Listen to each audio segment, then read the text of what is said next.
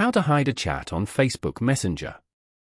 To get started, go ahead and open up the Facebook application on your phone. As you can see, you are now in the Facebook homepage. Here, you can view posts from friends and pages that you follow on Facebook. On this page, go to the top right corner and tap on the Messenger icon. You will then be taken to the Facebook Messenger app. Here, you can view all your chats with friends. If you want to hide a chat from here, then tap and hold that chat and swipe left.